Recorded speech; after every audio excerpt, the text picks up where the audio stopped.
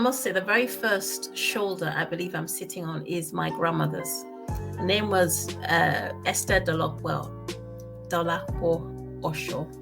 What was interesting about my grandmother, I met her where my mother took us to Nigeria, and my grandmother had a big, wonderful business. She ran a stationery bookstore. She also looked after so many people, and she sponsored people to learn a trade. You know, in Nigeria, we don't really have orphanages as such. So if a child hasn't got any parents, you kind of pass from pillar to post, and someone sponsors you to learn how to become a seamstress or a mechanic. My grandmother used to do that. What was interesting about my grandmother with this business she ran, selling stationeries, is that she was illiterate, totally illiterate. She used to sign her name with a cross, but she was running a bookstore. I just found her to be an amazing woman. She was ahead of her time. She was gregarious, and I'm really proud of her. And I like to think some of her gregariousness is rubbed off on me, but actually a historical figure that I also find greatly inspirational is a lady called Fumilayo Ransom Kuti. She was the mother of Fela Kuti, who's a musician.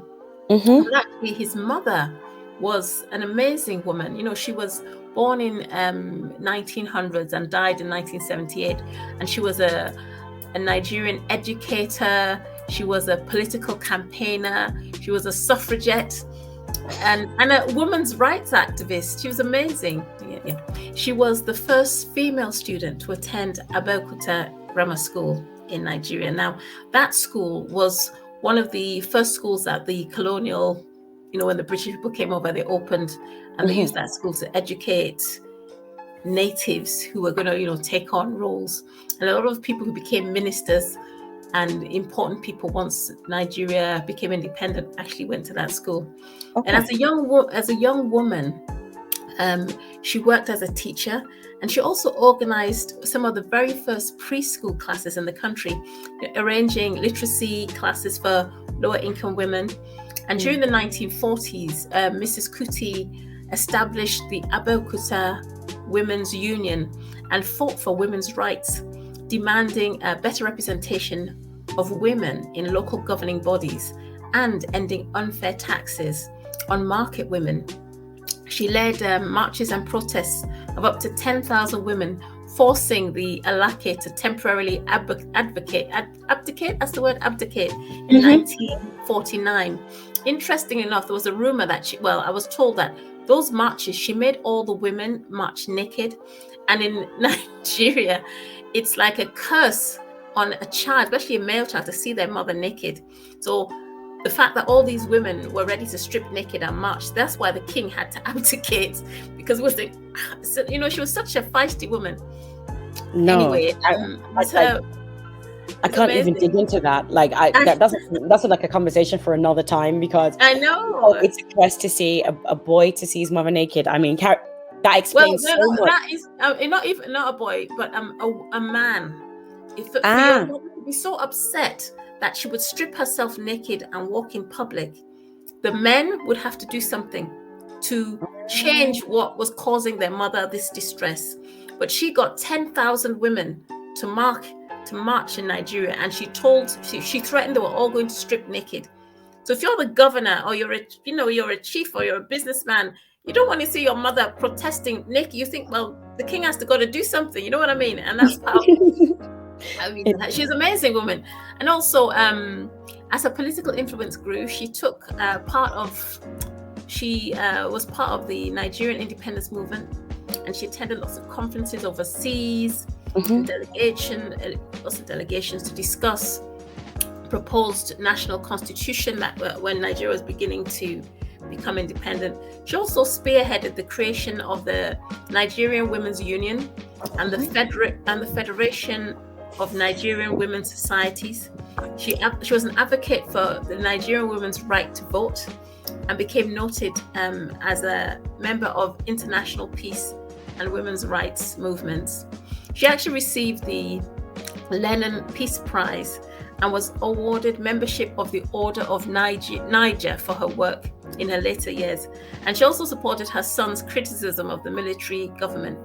She died when she was age 77, and she was killed by the military Nigerian military government when they raided her son's house, and they actually threw her from a upstairs bedroom window.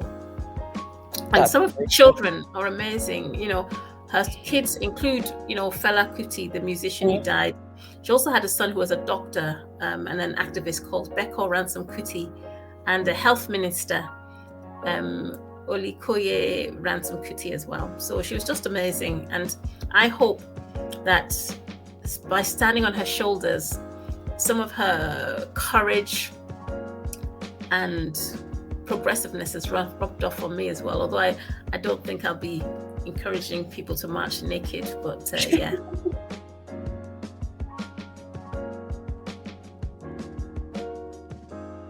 To me, what I think they did is they made me realize that all the patriarchal orders and traditions that you're told you have to adhere to, you don't actually have to. You can actually rebel if you really believe in what you're doing, if you really want to drive the cause that you think you're passionate about. Then that's what I learned, especially from my grandmother, from women like Mrs. Ransom Kuti, because in our culture, a lot of, especially Nigerian culture, there's a lot of focus on respect and adhering to the hierarchy. Whether it's because of your age, if a person is 1 minute older than you, they have some kind of power over you, you have to respect them, and they can tell you to go and sit down in a corner. And, it's really quite hardcore sometimes. But these women, to me, showed me that you don't have to follow those social conventions if you really believe that there's being a wrong being done, or you have an idea you think is not being listened to. I just think, yeah, they're amazing, and that's what I've got from them.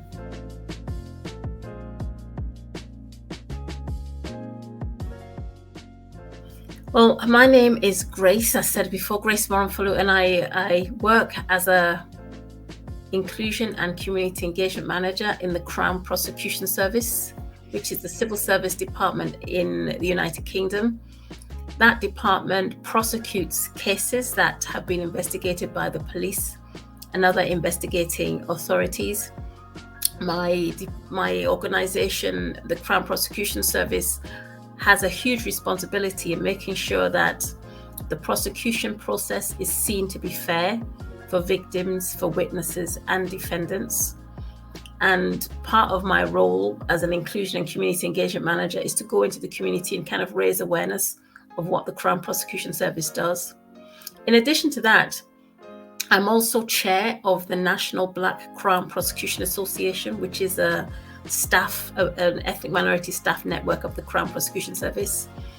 It's quite interesting because the business of the Crown Prosecution Service is legal, and half of our staff are lawyers. And it's quite unusual for me to be the chair because I'm not actually a lawyer. But the National Black Crown Prosecution Service has been around for over 20 years. We're a well-established association. We not only focus on our career development and progression within the organization, addressing issues of racism and discrimination. We also, which is quite unique, look at CPS service delivery. Interestingly enough, blackness means nothing to me at all. I think, to me, blackness is a label put on me by those who feel they can. My African heritage means everything to me. It's my human authenticity. It's my truth, my integrity. And it's so terrifying to some people that they continually try and degrade and reduce it. But yeah. And I just want to say that black is such a negative word in the UK anyway, but I acknowledge it's also a word that is an umbrella term to cover issues of discrimination, prejudice, being treated abominably. That word is an umbrella term, but the label of being I'm black I reject it, to be totally honest with you.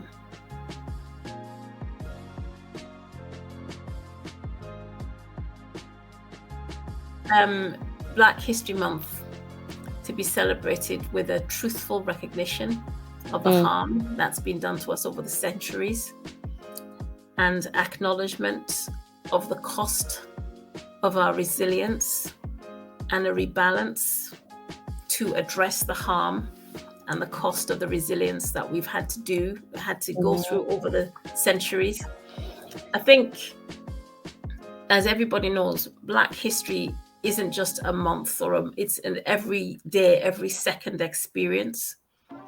But I think it needs to be commemorated much more, I'll say less, but with more of a focus on retribution rather than achievement. More of a focus on, we acknowledge we've treated people within this experience terribly. What can we do differently to recompense, to change the future for them? That's how I think it should be. That's how the focus should be to me. How can we remedy the harm that's been done?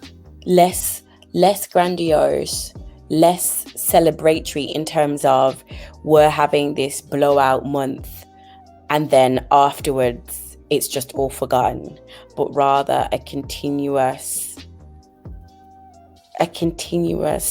steady, repetitive, but not in a negative way, action of constantly looking for ways to provide reparations to, as you said, it shouldn't just be one big explosion of fireworks, and then a firework only lasts for a few seconds, and once it's gone, it's gone.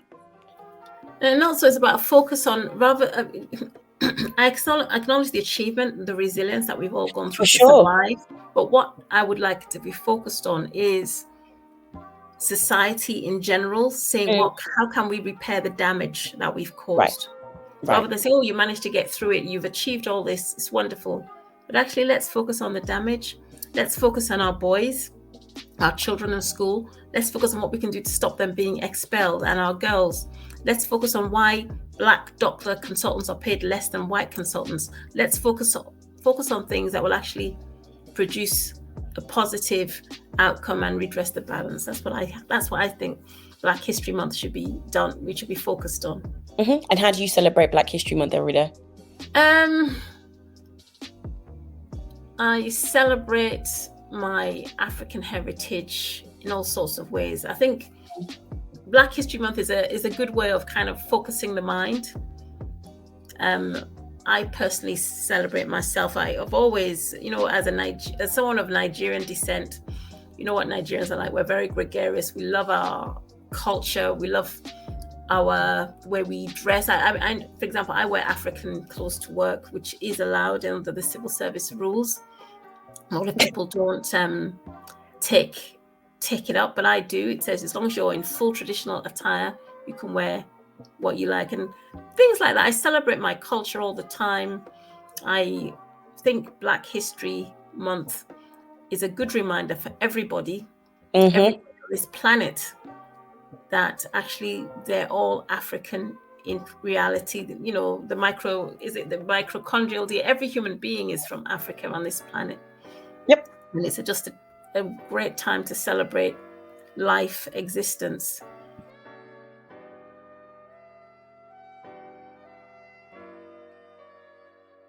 And I think in answering that question, what I want for the future for our children, the next generation, especially people who are not living in African countries or where there's lots of African people around them, people of African heritage, I want them to be able to get a sense of self without labels, potential without any restrictions, understanding that there's nothing they can achieve, and that initial barrier, that barrier that we have for example, in the UK or America, thinking, I want to do something, but is my race going to prohibit that?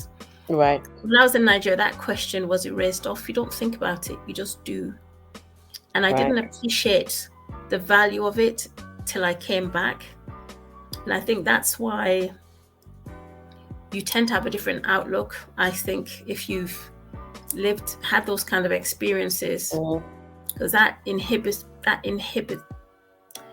if you're inhibited, it has a huge impact on you psychologically for the rest of your life.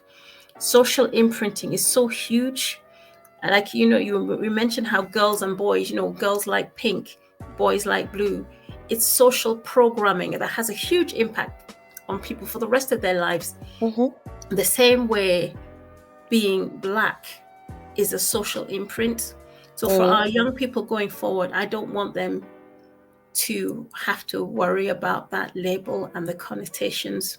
I want them to see themselves as human beings who have so much to give without any hesitation or limitation. It sounds very simplistic, but it has a huge impact on our communities. In everything we do, you go to a shop to look at something, you think, oh, I better keep my hands out of my handbag so they don't think I'm shoplifting. You know what I mean? There's so many things that go through all those things, the time, as Black people. And as children, sorry. And it also impacts our young people in the way they think about their potential. But we take it for granted. We just think this affects us only when we go shopping or when we want to get an entrance into a restaurant or a fancy nightclub. But actually, even our thought process, that inhibition stops us from achieving our full potential. And that is what I want I want that inhibition to be removed, so our young people can achieve 110% of their full potential.